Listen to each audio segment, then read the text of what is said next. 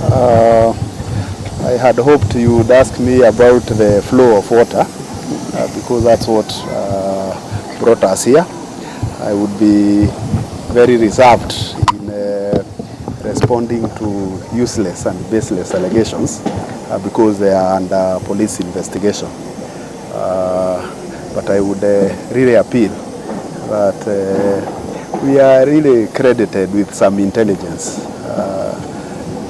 that we have some brains better than what we are hearing. And it's unfortunate that our country can occupy space and space of media talking about imaginations. Langu ni moja.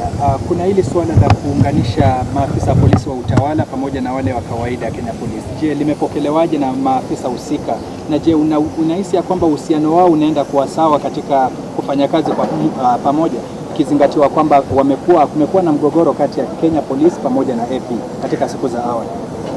Unajua hiyo mgogoro yenye unasema sisi hatuelewi.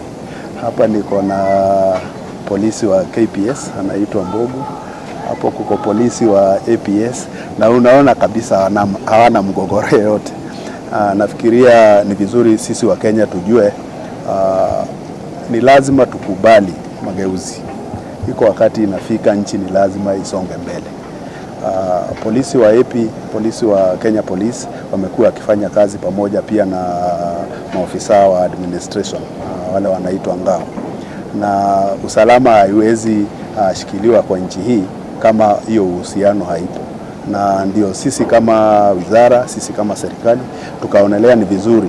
Hakuna haja tuseme kama ile unit yao inaitwa anti-stock theft. Nakupea tu mfano.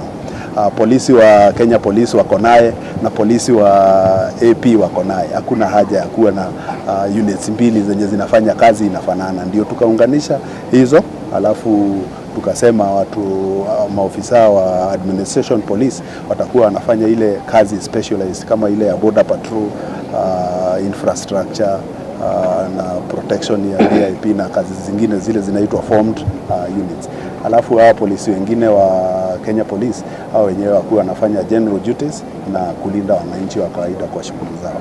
Kwa hivyo hakuna mgogoro yote na tunaendelea mbele na tutaendelea mbele kuunganisha na kupatia maofisa wetu wa polisi ile support wanahitaji ndio kazi yao iendelee mbele. So we want to thank you very much first of all for showing interest in a program we thought is a very small program.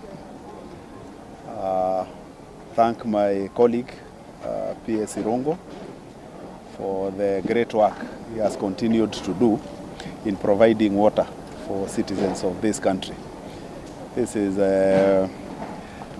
of course an AP camp, like you have heard, that's hosting about 2,000 people and a lot of others potential in the neighborhood who should benefit from the program that we have started. As you are aware, we have changed the manner in which we handle the housing program for police. I've said we currently are offering them their house allowances, but we have the buildings that we already had put in place. Police are occupying them, and we are going into an arrangement where we give them their house allowance and then they pay what we call economic rent. But that's a program that we are still dealing with so that the houses can be valued properly by our State Department of Housing. So we basically here to commission this project. We are here because we are at work. Government has a lot of programs. All of us have agreed through our National Development Implementation Technical Committee that we need now to go into a high gear where all these programs that we have spent a lot of time trying to unlock to ensure that they are moving all the way from infrastructure, water, energy, all the state departments that drive infrastructural development in our country. We have made sure that the projects are back on track, because some of them, after we go into contract, we have seen any delay causes government a lot of penalties in terms of delayed works, and therefore as a government we have agreed that we are engaging ourselves in first gear.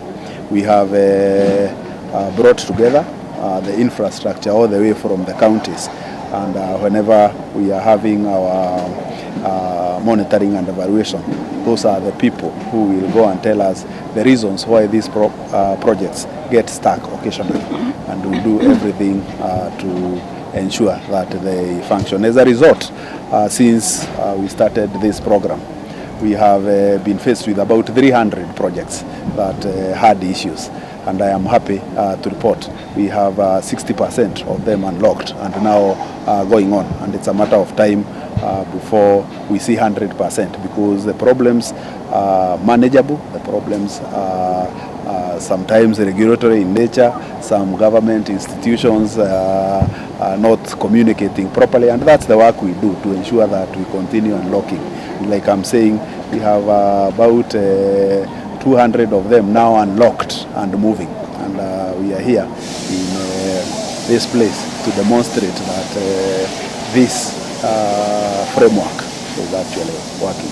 So I want to thank you very much for the interest you've shown, and I invite probably my colleague might have a word or two. 2 to 3 questions. Right there, 1, 2, 3.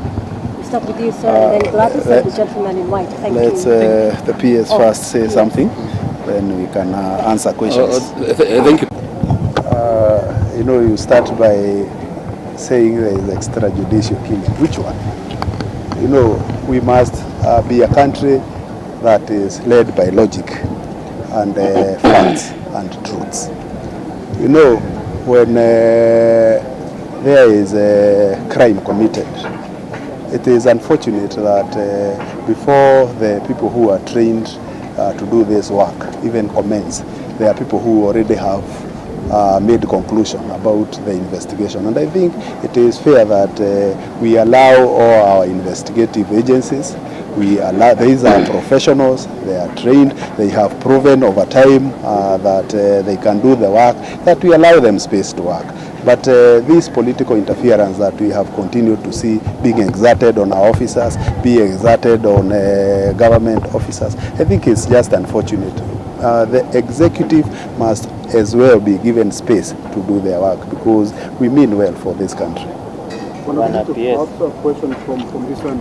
You are the CEO of Interior, Minister of Interior and Coordination of National Government. I think in your role to coordinate ministries with this assassination allegations, how has this impeded your work in terms of coordination of national government?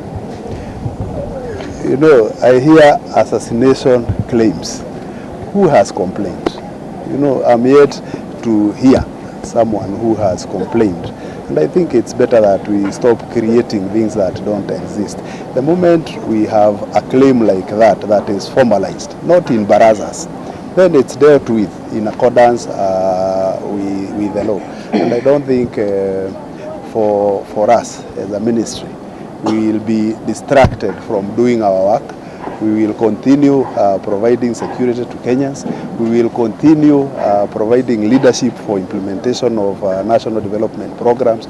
We will continue working, because what Kenyans need now is services. What Kenyans need is to have security for children to go to school, to have security for them to do their businesses 24/7, to have a security to live in an environment that invites even foreign investment into this country. And I don't think the bickering that we have continued seeing helps anybody. And I would pray that citizens of this country, we start concentrating on the right and important things in this country. Thank you very much. That will be all. All right. Thank you very much. Nafasi kidogo